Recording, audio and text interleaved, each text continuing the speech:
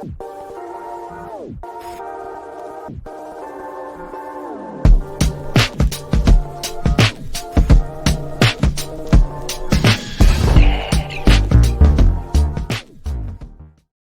Chicago Fire fans, welcome back to Feed the Fire, a Chicago Fire podcast. In today's episode, we are previewing the Chicago Fire's next match against Minnesota United.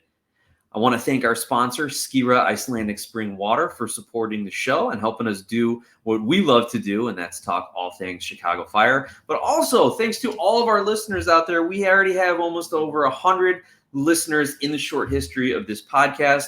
So for those of you following on Spotify, on all your podcast platforms, or following along on YouTube, thank you. Thanks to everyone in the Chicago area, as well as our international listeners over in Germany, Belgium, and the UK. It'd be great to hear from all of you. You can find us on social media at Glasshouse Soccer, or you can email me, glasshousesoccer@gmail.com. But now back to Feed the Fire. Back to the Chicago Fire as we look at their match this Saturday, April 8th, against the Loons from Minnesota. It's free on Apple TV. You don't have to buy the season pass, so let's make sure everyone is out there watching the game and contributing to the discussion, both online and in other venues. This is important because it's a cross-conference matchup for the Chicago Fire, and those can kind of go a couple ways here, right? What I'll be looking for on a big macro level in this cross-conference game is you've got a Minnesota team who is kind of figuring things out now without their star Emmanuel Reynoso, who's sitting fourth in the West and coming off a big win against St. Louis City. Are they going to try anything new and different, or are they going to kind of bunker and counter? Because if you lose the match to the Fire, sure, you're dropping points, but it's not like anyone else in the Western Conference is going to make up ground on them in leaps and bounds because the points are going to an Eastern Conference team. Meanwhile, the Chicago Fire should be able to take advantage of that. Most good MLS teams will take advantage of an opponent who's coming in and playing for a draw, but I don't know if the Fire have the possession and offensive skills to do that. I expect Minnesota to continue their strong defense and counterattack when they have the opportunity. Now, typically in that kind of rock, paper, scissors, rock loses to paper, paper loses to scissors, who loses to rock, soccer tactics, you have a team that's likely going to bunker and counter in Minnesota, but to beat that, then you need to press. But then if you're going to beat a pressing team, then you need to be able to counterattack quickly, right? So that's kind of some of the interplay amongst these tactics. I don't know if the Fire are going to be able to press as much as they want to or have possession to kind of break down a bunker and counter Minnesota team, but we'll get into that a little bit. Ideally, the Fire score early, pull the Loons out of their defensive shape, and then can manage the game as they see fit. Last week, we talked about some themes of the Chicago Fire. Specifically, their offense was faltering, their defense barely held it together, and what kind of decisions were the coaching staff making, or lack of decisions in a lot of instances.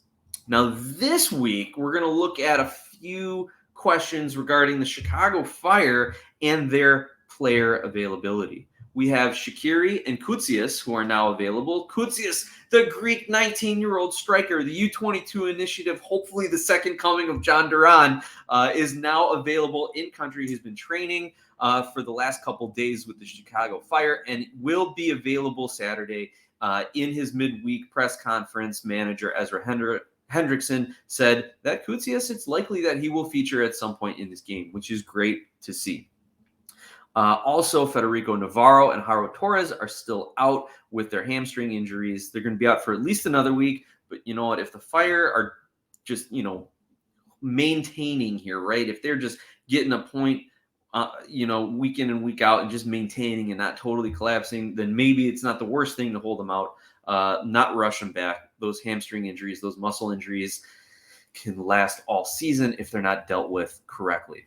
So the three questions around the players that I wanted to ask: where is Shaqiri going to play? Who starts in the back line? And are we going to see Koutsias? So talking about Shaqiri, that question comes from Brian Gutierrez being much more productive as a center mid than Xherdan Shaqiri has been. In his 3 games, the Fire have scored 6 goals. In Shaqiri's 2 games as the main center mid, the Fire have scored 1 goal. Now, I have in previous episodes put a caveat to that, or is it a caveat? Caveat. Regardless, I have put a little asterisk on that, saying that Miami had some really, really bad defense, and one of those was even a penalty kick. So the Fire's offense is creating as much as opposing teams are allowing them to come in and score, right? But also, Shaqiri may not be 100% match fit. So maybe we see Ezra try something different. Maybe he also takes the approach of it's a non-conference game. Maybe I can try something a little different. And he keeps Shaqiri as his starting center mid. He's made comments saying that that spot is Shaqiri's. But then also he's made comments that saying, well, we're going to have to look at this because Gutierrez is playing really well. So, of course, he probably doesn't even know what he's doing. Anyway, he may say, let's start Shaqiri back at that center midfield role and then pull him after 60, 65 minutes, shift Gutierrez essentially and see maybe he can create something in the second half, and then bring on a sub like a Koutsias or a Rodriguez or maybe a Koutsias and try something different, right? And do something a little bit more attacking-wise. So I do think Ezra goes back and starts Shaqiri depending on how he finishes training this week and how his pregame warmups go, because I think that's just Ezra. Like he doesn't like changing things up. And if Shaqiri's his starting mid, he's going to start him. On the back line, this is the other question. You've had Jonathan Dean, their new signing from Birmingham, playing really solid. But like I mentioned, Ezra likes his guys, and I do expect him to return to a Miguel Navarro and Navarro and Souquet outside back with Turan and Chihos in the center. I think Ezra likes having Dean and Aceves as options off the bench if needed.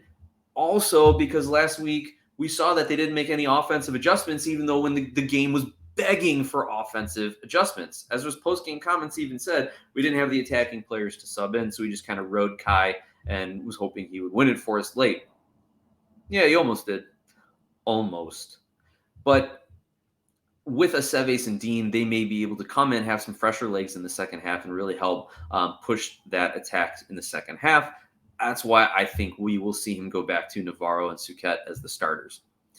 Third question, do we see Koutsias? I really hope so, not just because I'm Greek and because I love seeing these Greek players and because I think that these youth players, these young players from the Greek league, Greek or otherwise, are really starting to get a lot of attention on the worldwide transfer market here. But the Fire have another attacking option off the bench. It's going to force Ezra to kind of rethink how he uses his subs as well as some of his formations and tactics. Instead of just the Shabilko gets the first half and Kai gets the second half, we're going to leave Becerra on the bench, who, as it turns out, is unavailable due to an injury he picked up after the Miami game, playing in the Miami 2 Chicago Fire 2 game. Regardless, Ezra never really wanted to use him. You saw it all last season. He was an attacking option off the bench when the Fire weren't scoring goals, and he didn't get a good run of time. So Ezra's going to have to rethink how he uses his offensive tactics. Maybe Kai turns into a super sub when we're chasing a game, kind of a role, or Ezra hinted at last week he was thinking about bringing on Kai with Shabilko as kind of a 2-striker system. Maybe he can actually go to that this week with Koutsias. Koutsias in his most recent Greece under-19 match, when he scored a goal against Slovakia, and I apologize if I referred to them as Serbia, if I thought they played Serbia in the last match. But yeah, Greece drew Slovakia 1-1, U19s, Koutsias with the goal, playing in a 4-4-2 as in a dual striker system. So maybe we see Shabilko start, and then in the second half, like I said, Guti moves centrally, Koutsias comes on, gets in that second striker role. Minnesota might be a good team to do that against if they're sitting back and defending. So a lot of different tactics and formations we can see, but until Ezra does something different, until the Fire do something different, I have to expect he sticks with his typical 4-2-3-1 and then tries to have Shaqiri and Gutierrez break down the defense, get Mueller and Selassie in the channels, and maybe bring his wingbacks up. But hey, what's the definition of insanity, people? Doing the same thing over and over and expecting different results. So is Ezra Hendrickson and the Chicago Fire, are they insane? Well, maybe this weekend will answer that question for us.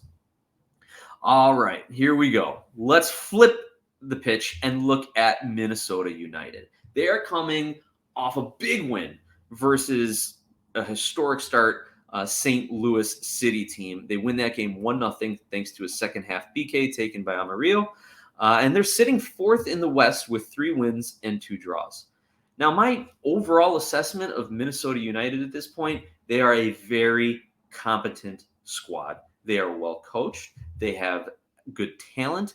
And unfortunately, they lost kind of their best player in Emmanuel Reynoso due to whatever off the field issues are going on with him and the club and everything else. But again, they are competent, well coached, and talented. So they have overcome the loss of their best player by having everyone else on the team play a little bit better, and Adrian Heath, their manager, putting them in good positions. Offensively, because of the loss of Reynoso, they're towards the bottom of the league in a lot of offensive categories, including expected goals, shots, and completed passing percentages.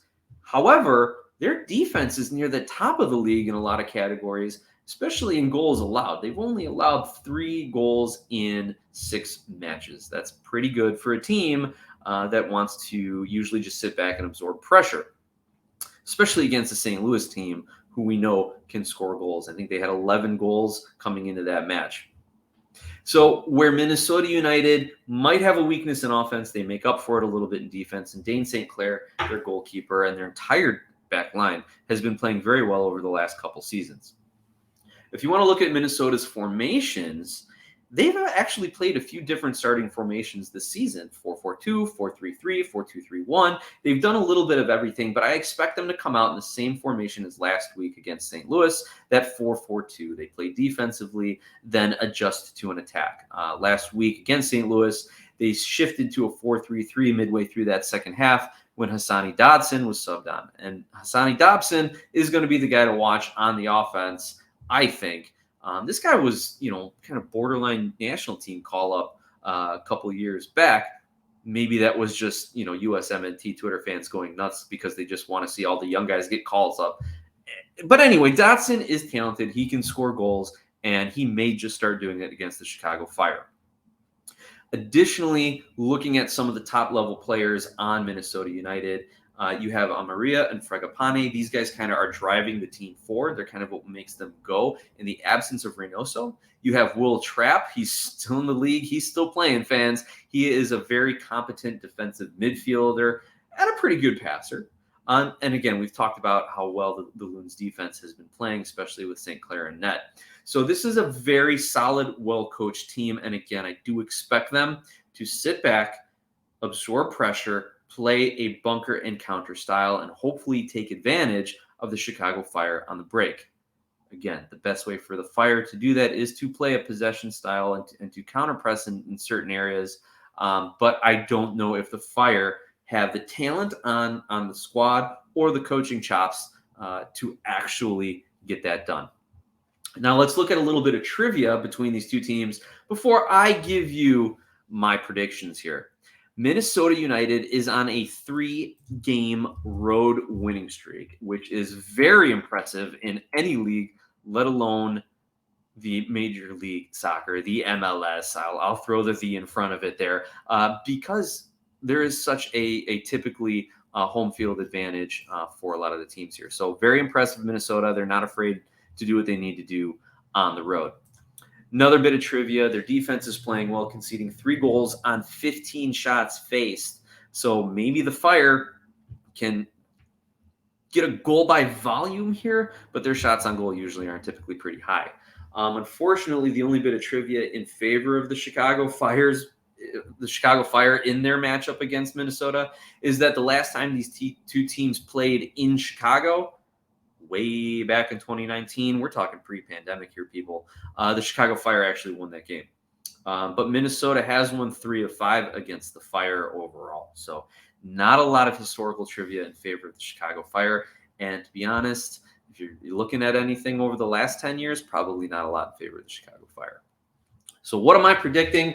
I was going back and forth here. Is it a 1-1 draw? Is it a 2-1 victory for the Fire? Maybe with all their guys back and Koutsias coming in and, providing some of that the new players spark. They'll get the 2 goals they need to win this game. Can Minnesota chase a game? I don't know.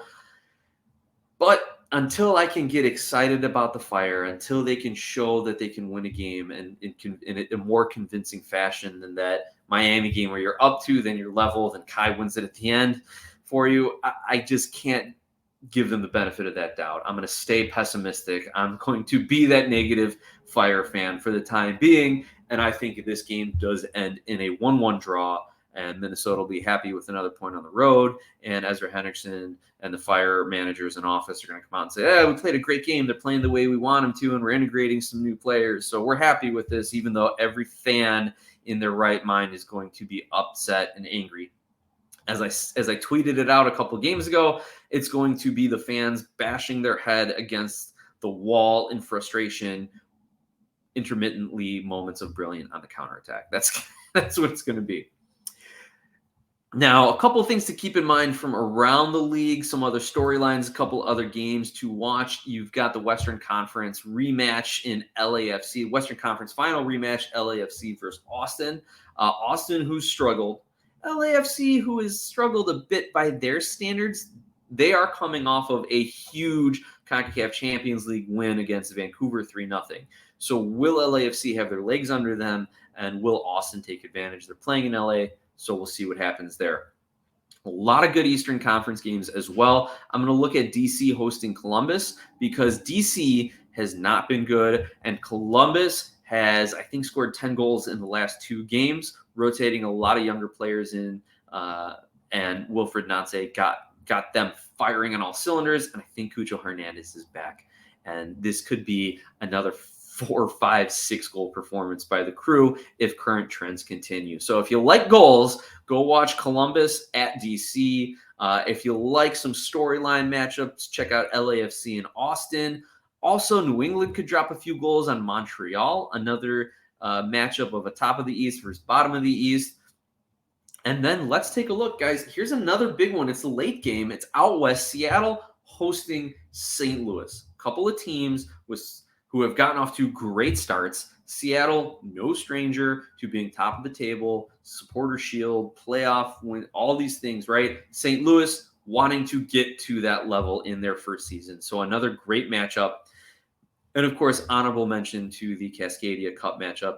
Vancouver coming off that loss in Champions League to Portland. Maybe Portland gets back on track. Rivalry game, tired legs in Vancouver. We'll see. Maybe Portland's offense finds it. So that's what I'll be looking forward to this weekend. I'll be looking forward to the Fire proving me wrong and maybe actually winning this match. But again, until they can actually do it, until they can show me they're not just going to do the same thing, that they're not going to be the definition of insanity, I ain't going to buy it and I ain't going to pick it. Fire fans, please reach out to me on social media. Glasshouse Soccer is the handle. Reach out to me via email, glasshousesoccer@gmail.com. Check us out on YouTube. Follow along on Spotify. And enjoy all the Major League Soccer and U.S. Open Cup and CONCACAF Champions League matches that are in store for you the rest of the week and weekend. Thanks for listening, everyone.